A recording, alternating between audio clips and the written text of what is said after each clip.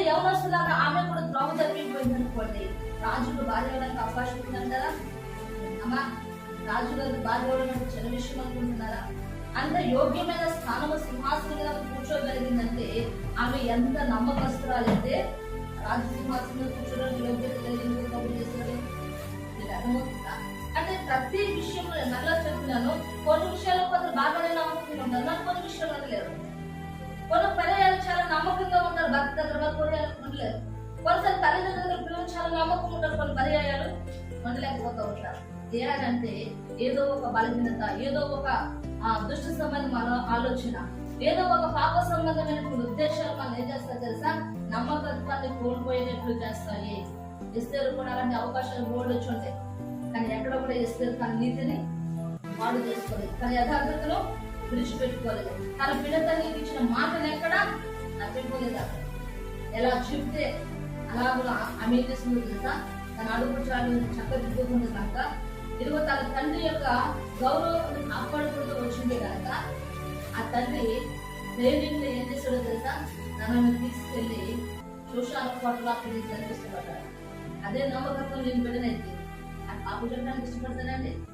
పరువు తీసే బిడ్డను అప్పు చెప్తాడా తండ్రి? మాట్లాడాలి. కన్యత్వాలు కోల్పోయిన బిడ్డను అప్పు చెప్తాడా రాజు భార్య కదా?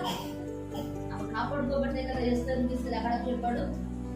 ఆ రాజాజ్ఞకు అవిధేయత చూపించి, ఆ రాజాజ్ఞకు లోబడి మొదటి ఏం చేస్తాడు? అందరూ ఒక సోషాల కోట్లో ఉన్నటువంటి యమున స్త్రీలను తీసుకెళ్లి ఆ సోషాల కోట్లో విడిచిపెడతా ఉంటే ఈమెను కూడా తీసుకెళ్ళి అక్కడ ఉంచాడు. అమ్మా, దగ్గరగా సంవత్సరం సోషాల కోట్లో ఉండి కన్యకులైనటువంటి యమునకులు రాజకుమారులు అందరూ కూడా ఆ యొక్క ఎవరు నపుంసకుల యొక్క ఆధ్వర్యంలో, ఏది యొక్క ఆధ్వర్యంలో ఆమె పోషించబడుతూ, సంరక్షించబడుతూ, అలంకరింపబడుతూ, సిద్ధపరచబడుతూ ఉన్నప్పుడు ఏవైతే ఎస్తేరుకి ఇస్తా ఉన్నాడో, ఏవైతే అవసరమని ఎంచుకుని ఎస్తేరుకి అనుమతిస్తా ఉన్నాడో, అవన్నీ కూడా ఏం చేస్తుంది తెలుసా? ఎలా ఉందంట? నమ్మకత్వంగా ఏదైతే ఇస్తున్నాడో, ఏదైతే నియమించాడో, ఏదైతే అనుమతించబడిందో ఆ రోజుకి అవన్నీ కూడా స్వీకరిస్తే ఏం చేస్తుందో తెలుసా? అవన్నీ సంతోషంగా ఆహ్వానిస్తుంది.